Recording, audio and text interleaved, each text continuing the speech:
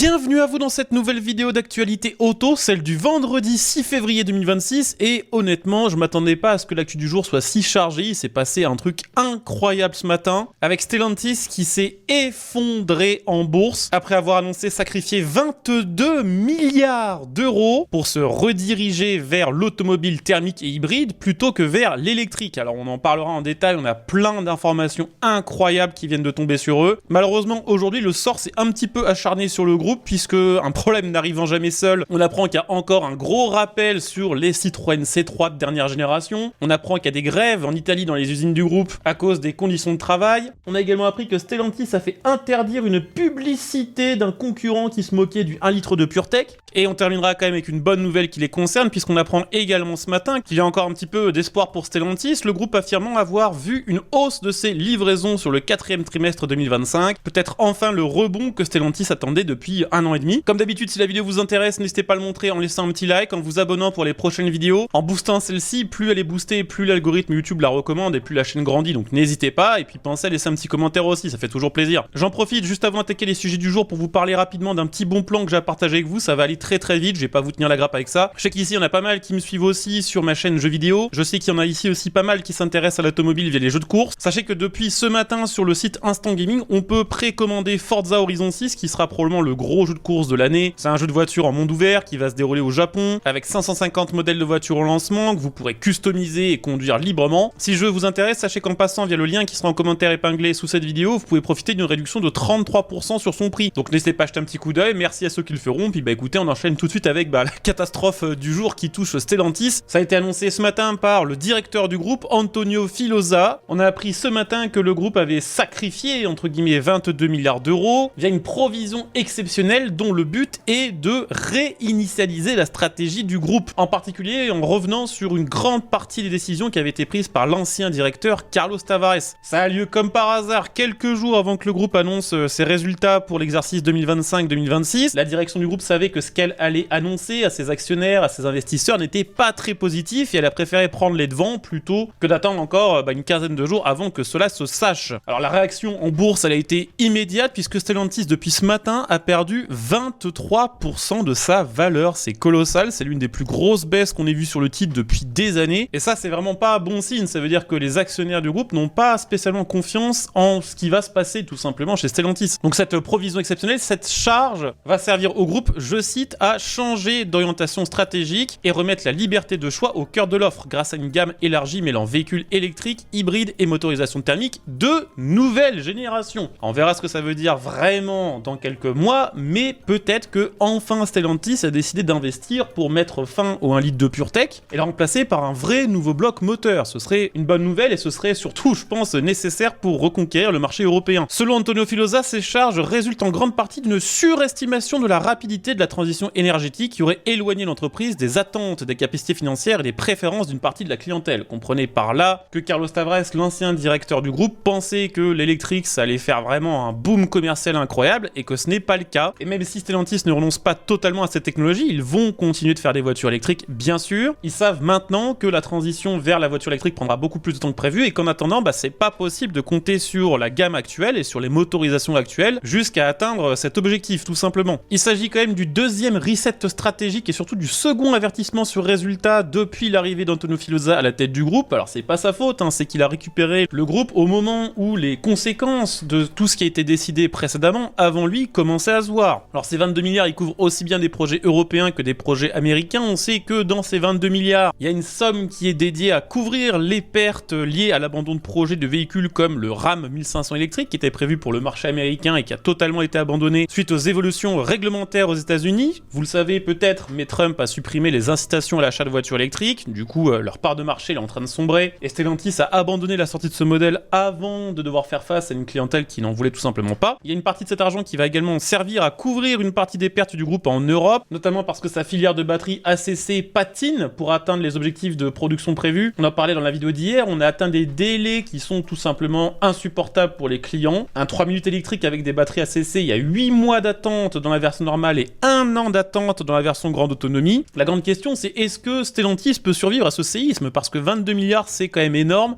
qui est sûr, c'est que Stellantis dispose quand même de 46 milliards d'euros de liquidités, donc c'est pas un petit groupe non plus, ils peuvent se permettre de perdre de la thune. N'empêche que cette perte de 20% en bourse sur une journée, elle est assez colossale et ça traduit quand même une certaine inquiétude de la part des actionnaires. Alors ce qui explique aussi cette grosse baisse, c'est que Stellantis a annoncé qu'il n'y aurait pas de dividendes pour 2026, c'est-à-dire que les personnes qui possèdent des actions Stellantis ne percevront aucun centime de dividendes en 2026. Il y en a donc qui se sont débarrassés tout simplement de leurs actions, puisque globalement ça allait rien leur rapporter cette année. Parallèlement, et ça me permet aussi de faire le pont avec la bonne nouvelle du jour qui concerne Stellantis, le groupe annonce avoir vu ses ventes redécoller aux États-Unis, notamment depuis, et c'était sûr, je pense que n'importe qui ici aurait pu le conseiller à Stellantis, tout en étant bien moins payé que leurs consultants, depuis qu'ils ont remis le V8 sur le Ram 1500, les ventes ont explosé. C'est plus 43% de véhicules qui ont été immatriculés pour le 4e trimestre 2025 aux États-Unis comparé au 4e trimestre 2024, alors que pendant ce temps-là, en Europe, sur la même période, c'est moins 4%. Quand on voit ça, on comprend assez aisément pourquoi Stellantis, pour le moment, mise beaucoup plus sur ses marchés américains, plutôt que sur ses marchés et sa production européenne, pour laquelle il n'y a toujours pas de plan officiel annoncé avant le mois de mai 2026.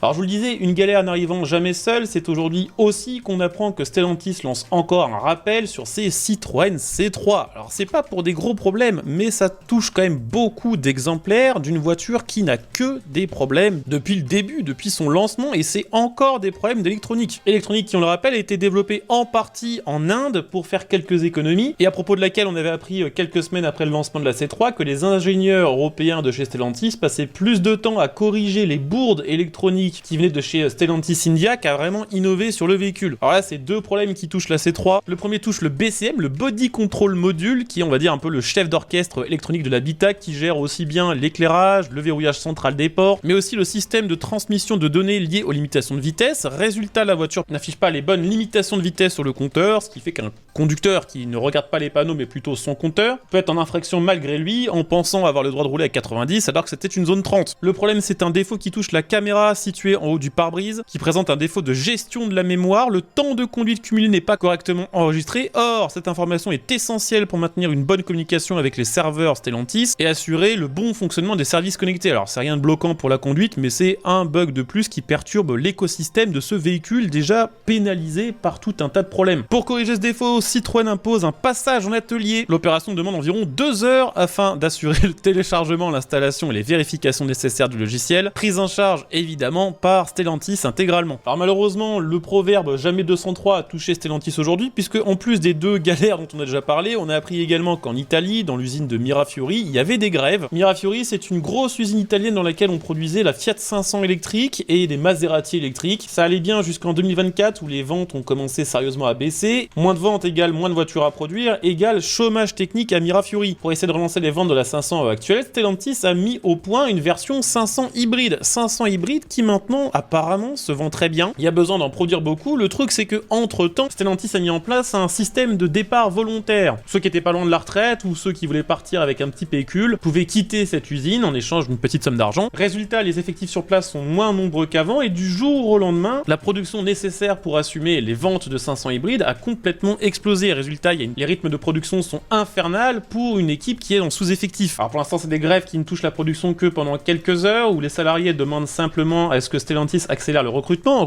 qui est déjà en cours puisque le groupe a annoncé recruter 440 opérateurs, principalement en intérim pour couvrir ce surplus de production. Mais apparemment sur place, les agences de recrutement peinent à trouver des profils immédiatement opérationnels. Bah oui, forcément, quand on annonce que la voiture thermique c'est fini, on s'étonne que moins de personnes prennent les filières de formation liées à la mécanique automobile. Puis on va terminer par une histoire un peu marrante quand même. Rappelez-vous, il y a quelques semaines en vidéo, on avait parlé du fait qu'en Italie, BYD, la marque chinoise de voitures électriques, de voitures hybrides, avait fait une publicité dans laquelle elle attaquait le 1 litre de PureTech sans vraiment le mentionner. La marque avait lancé en Italie une opération baptisée Purification en référence au PureTech, qui proposait des remises aux propriétaires de véhicules équipés d'une courroie de distribution à bain d'huile, la grande spécialité du 1 litre de PureTech. En gros, on leur ramenait une voiture avec le moteur 1 litre de PureTech, en échange on obtenait une surprime qui permettait d'acheter une BYD. Évidemment, ça a été mal pris par Stellantis, même si le 1 litre de PureTech n'était jamais vraiment mentionné. Stellantis a saisi l'autorité l'autorité italienne de régulation de la publicité qui a finalement tranché en sa faveur. Selon la décision qui a été rendue publique il y a quelques jours, les messages diffusés par BYD enfreignaient les règles nationales relatives à la diffamation, à la publicité comparative et aux communications commerciales trompeuses. Évidemment, cette publicité est tombée assez mal au moment où Stellantis essayait de redorer l'image de ses moteurs 1,2 litre.